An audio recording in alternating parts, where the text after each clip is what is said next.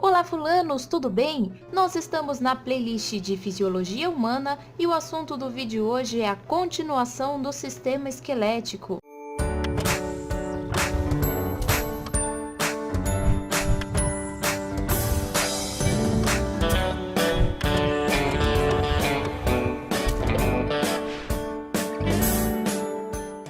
Eu sou Natália, fulana que vos fala, estudante de biomedicina. Continuando então o nosso assunto, vamos falar um pouco sobre a medula óssea. Eu cheguei a comentar com vocês que nós temos a medula óssea vermelha e a medula óssea amarela. Qual é então a diferença entre essas duas medulas? Para começar, a medula óssea vermelha fica então no osso esponjoso, naqueles espaços entre as trabéculas que nós comentamos no vídeo passado. E a medula óssea amarela fica na cavidade medular. A medula óssea vermelha produz células sanguíneas e a medula óssea amarela armazena triglicerídeos. Ela armazena gorduras, que é uma fonte de energia do nosso organismo. Então tá aí a diferença da medula óssea. Vamos falar um pouco sobre a formação dos ossos, o processo chamado de ossificação. Nós temos dois tipos de ossificação. Nós temos a ossificação intramembranosa e a ossificação endocondral. Começando então pela ossificação intramembranosa. O que a gente precisa saber de ossificação intramembranosa? Nós temos um certo tecido do nosso organismo que é chamado de mesênquima. O mesênquima possui células mesenquimais. E essas células mesenquimais são capazes de se transformar, de se especializar em qualquer outro tipo celular do nosso organismo. Isso é algo muito interessante para quem estuda embriologia, principalmente. Então nós temos esse mesênquima com células mesenquimais que vão formar osteoblastos. Células mesenquimais vão se especializar então em osteoblastos, que são as células jovens, as células que vão produzir matriz extracelular dos nossos ossos, como nós conferimos no vídeo passado, e estes osteoblastos vão então formar a matriz extracelular. Eles vão secretar colágeno e outras fibras e vão depositar também minerais muito importantes, como por exemplo o cálcio, o magnésio, e junto com as fibras que eles já secretaram, vão formar a matriz extracelular, por meio então de secreção de colágeno e deposição de minerais. É dessa forma que acontece a ossificação intramembranosa. Isso acontece muito frequentemente em ossos planos. E nós temos então a formação também endocondral, a ossificação endocondral. Geralmente os ossos longos do nosso corpo, e na verdade a maioria dos ossos do nosso corpo, vão ser formados pela ossificação endocondral.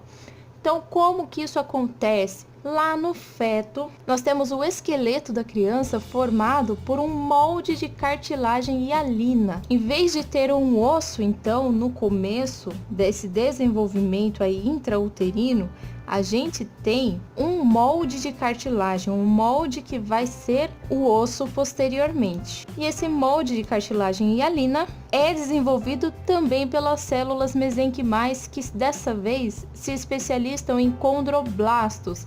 O que são condroblastos? São células também jovens, células que são muito produtivas, mas de articulações. Condro vem de articulações, então condroblastos, células jovens das articulações, que formam o molde de cartilagem hialina. Esse molde de cartilagem, conforme o crescimento, conforme o desenvolvimento, ele vai crescendo e nós temos nele uma matriz extracelular junto com aqueles condroblastos, claro. E essa matriz extracelular, a primeiro momento, não tem cálcio, ela é não calcificada. Mas conforme o desenvolvimento, no osso, na parte mais central dele, naquela parte em que posteriormente vai ser a diáfise, começa então o desenvolvimento do centro primário de ossificação, que é o que vocês estão vendo aqui na figura, o centro primário de ossificação. E nesse centro, o tecido que nós temos vai sendo substituído. O tecido que a gente tem de cartilagem vai sendo substituído por tecido ósseo. Conforme isso vai se desenvolvendo, a gente tem também o desenvolvimento da cavidade medular.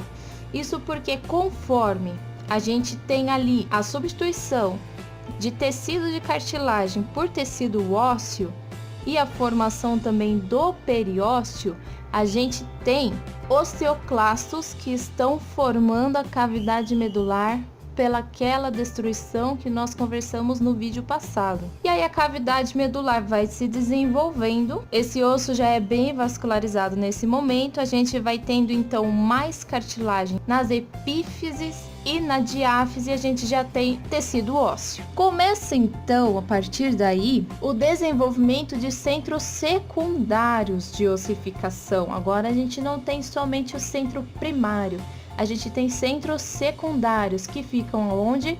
Que ficam nas epífises do osso.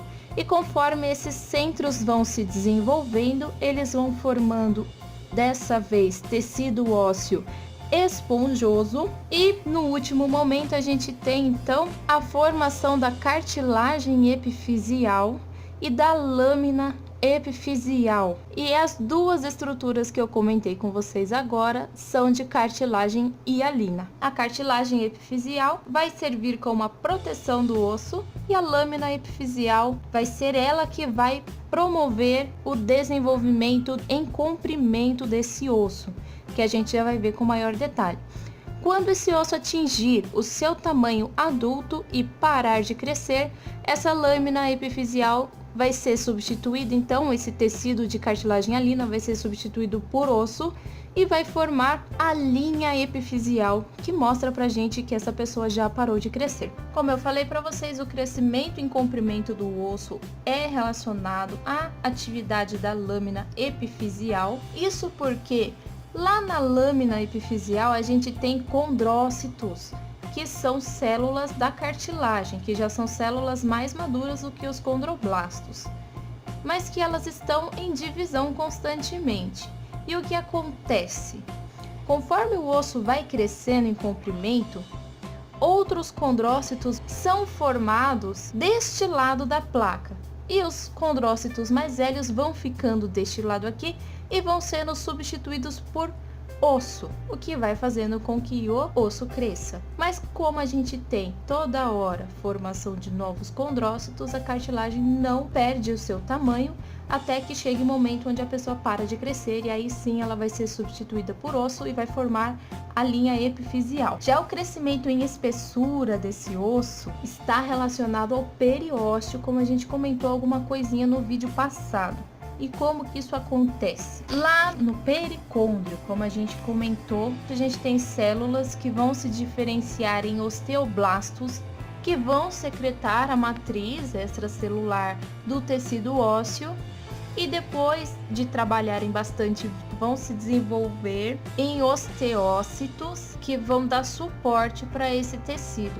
Conforme isso vai acontecendo, o osso vai ficando mais largo, porque a gente tem mais matriz e mais células. E lá o osteoclasto também está fazendo a parte dele, deixando a cavidade medular mais larga também, conforme o osso fica mais largo. Quando a gente fala de remodelamento, que acontece normalmente porque isso é totalmente fisiológico, a gente fala de duas palavras importantes: reabsorção e deposição. Reabsorção por quê?